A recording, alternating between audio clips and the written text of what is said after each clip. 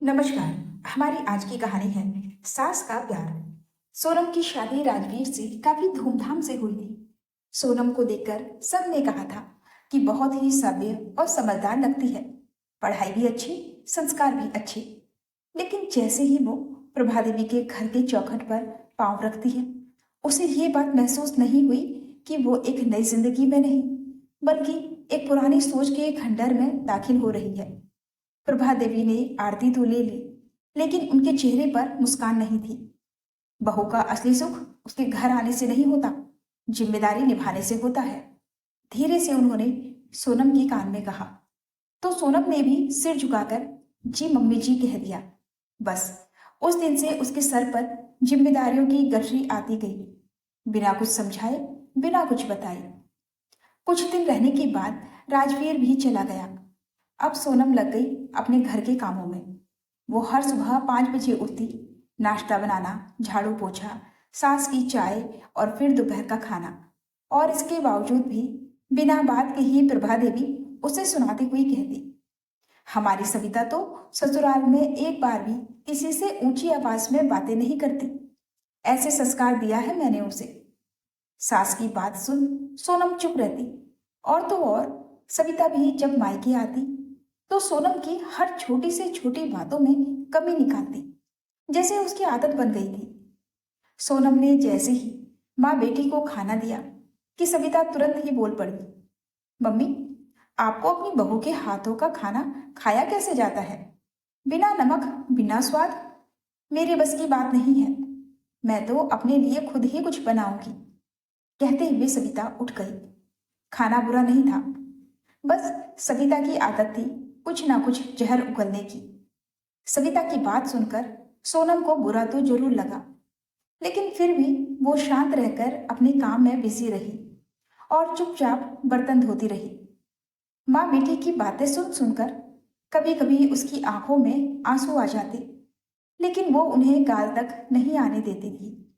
शायद इस डर से कि किसी को अपनी कमजोरी ना दिखा दे। राजवीर तो विदेश में रहता था, जिसके चलते सोनम का प्यार ईमेल और महीने के एक ही वीडियो कॉल पर सिमट गया था।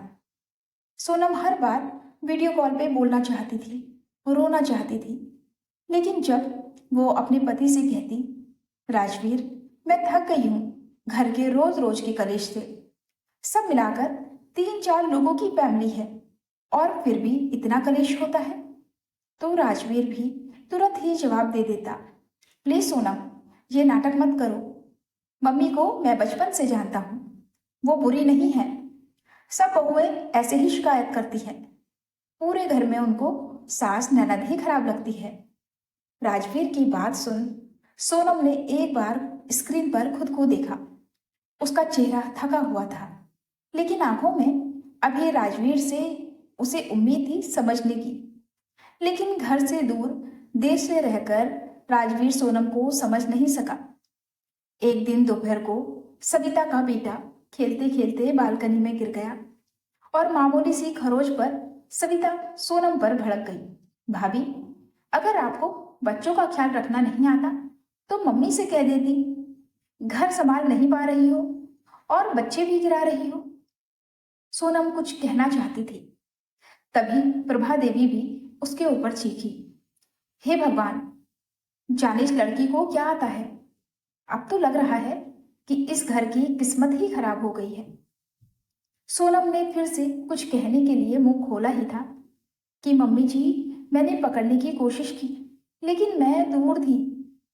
बस, अब बहस भी करने लगी है। सविता बीच में ही सोनम की बात को काट देती है।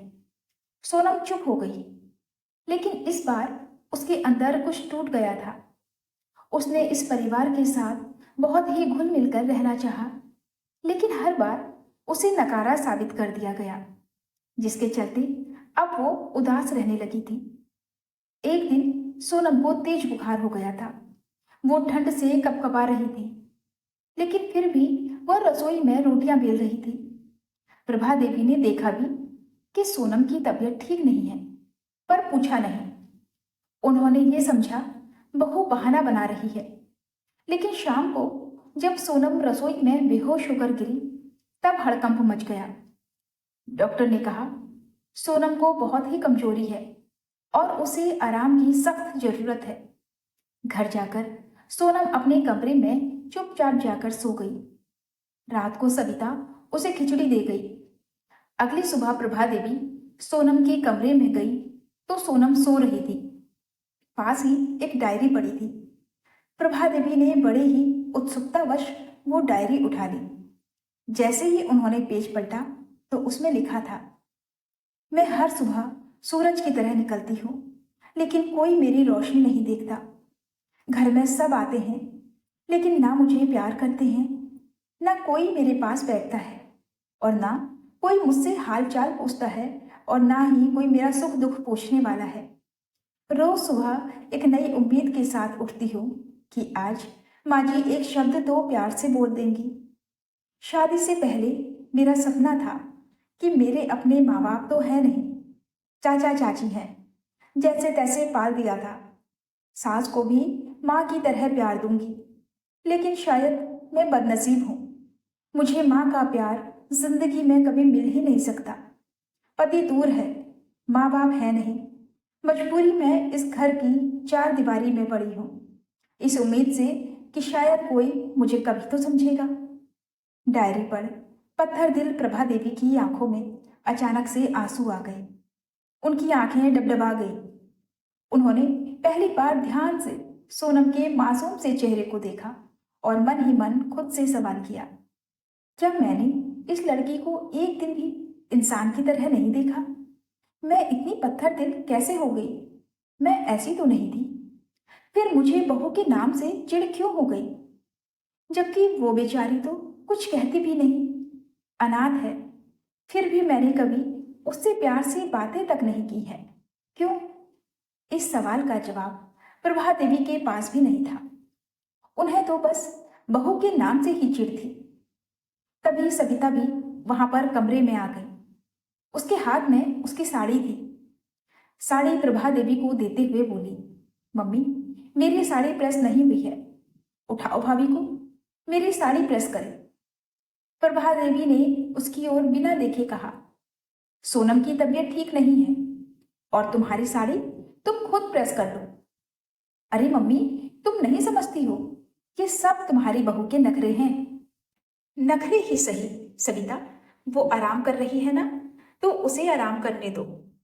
माँ की बात सुन सविता हैरानी से अपनी माँ की ओर देखती हुई बोली, माँ, ये आप क्या बोल रही हो? हाँ, मैं बोल रही हूँ, और तो सुन, जल्दी नहाकर मेरे साथ किचन में आ जा। कहते हुए प्रभा देवी किचन में चली गई। अपने हाथों से सोनम के लिए खिचड़ी बनाई और सोनम के पास आकर उसे उठाते हुए बोली, बहू उठो, खिचड़ी खा लो, फिर दवा खा लेना। पहली बार सास के मुंह से अपने लिए प्यार से मीठे शब्द सुन सोनम का पेट तो वैसे ही भर गया था। जब उसने खिचड़ी खाई तो उसमें नमक कम था। फिर भी सास के बदले हुए रूप के आगे सब कुछ उसे फीका ही लग रहा था। वो कुछ नहीं बोली। सोनम, अब नया नाटक शुरू मत करना, चुपचाप खाना खाओ और दवा खाकर फिर सो जाओ। जब तक आराम ना हो तुम्हें उठने की कोई जरूरत नहीं है। घर के काम सब मैं देख लूंगी। अभी भी प्रभा देवी की आवाज कड़क थी, लेकिन उसमें प्यार था। कहीं ना कहीं ममता झलक रही थी। प्रभा देवी अपनी ममता खुलकर तो नहीं जता पा रही थी, लेकिन एहसास करने वाले के लिए काफी था। उसने धीरे से कहा, मम्मी जी, मैं आपको पकड़ कर एक बार जी भर के रोना चाहती हूँ, क्योंकि आज पहली बार कोई मुझे अपना लग रहा है। प्रभा देवी ने कुछ भी नहीं बोला, लेकिन सोनम को ऐसा लगा जैसे उसकी आधी बीमारी खत्म हो गई हो। राजवीर जब अगली बार वीडियो कॉल पर आया तो सोनम ने कहा, अब मुझे आपसे कोई भी शिकायत नहीं करनी है, क्योंकि सही मायने में अब जाकर मुझे मेरा परिवार मिला है। अब मैं कह सकती हूँ कि ये घर मेरा है और मैं और मेरा परिवार है। सोनम की बात सुन राजवीर मुस्कुरा पड़ा। कभी कभी रिश्ते खून से भी नहीं, अनुभव से गढ़े जाते हैं, जो कि प्रभा देवी ने गढ़ा। तो दोस्तों, ये थी हमारी आज की कहानी। आपको कहानी कैसी लगी कमेंट में लिखकर हमें जरूर बताइएगा। कहानी पसंद आई हो तो वीडियो को लाइक और चैनल को सब्सक्राइब जरूर कर लीजिएगा। मिलते हैं एक और नई कहानी के साथ। तब तक के लिए हमें अनुमति दीजिए। धन्यवाद।